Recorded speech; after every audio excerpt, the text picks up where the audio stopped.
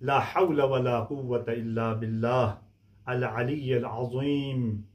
حسبنا الله ونعم الوكيل، نعم المولى ونعم النصير.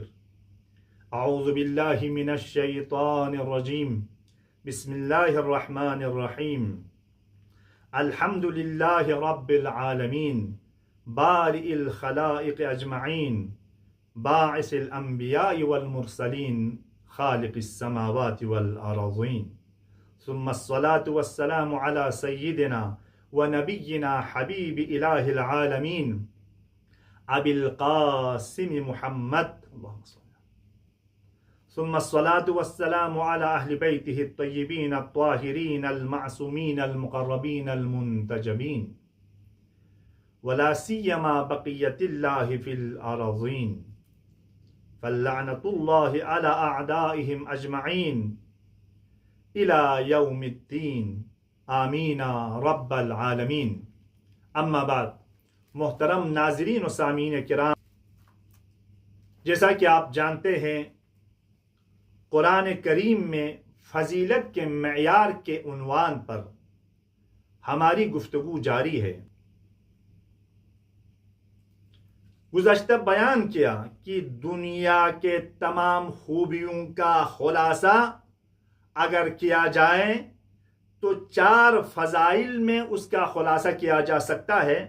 ان میں سے پہلے نمبر پر جو قرآن نے فضیلت کا معیار قرار دیا ہے، اگر یہ چیز کسی شخص میں پائی جائے، اگر یہ خصوصیت کسی شخص میں پائی جائے، اگر یہ خصوصیت کسی شخص میں موجود ہو تو اسے بافضیلت کہہ سکتا ہے. قرآن کے روح سے، اپنی طرف سے نہیں.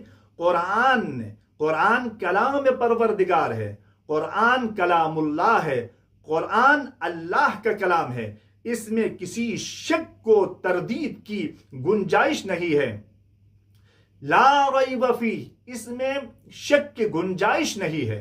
اس لا ریب کتاب میں خداوند علی اعلی ارشاد فرما رہا ہے، اگر کسی شخص کو بافضیلت کہنا چاہتے ہو تو اس شخص میں جا کر دیکھو کہ اس میں یہ معیار جو ہم بیان کر رہے ہیں یہ معیار موجود ہے، یہ خصوصیت اس کے اندر موجود ہے یا نہیں.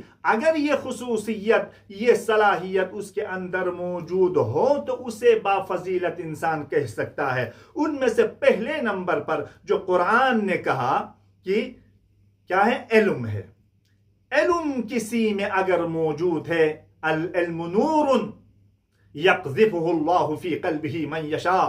علم نور ہے، نور پروردگار ہے، خدا کی جانب سے ایک نور ہے. نور جہاں پر ہو جہالت ختم ہو جاتی ہے، جہالتیں نور کو دیکھ کر بھاگ جاتی ہے، نور جہالتوں کو ختم کر دیتا ہے. لہذا جس کے پاس علم کا نور موجود ہو وہ بافضیلت انسان ہے، با کمال انسان ہے. لہذا عالم اور جاہل کبھی بھی برابر نہیں ہو سکتا.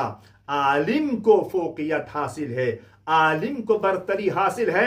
دوسرے نمبر پر خداوند علی اعلیٰ کا ارشاد ہے، سورہ سجدہ آیت نمبر 18 میں ارشاد رب العزت ہو رہا ہے، کلام الہی ہے، اس میں شک کی کوئی گنجائش نہیں ہے. اگر کسی معیار پر کسی کو بافضیلت کہنا ہے تو قرآن کے دیے ہوئے معیارات کے تحت ہم بیان کریں.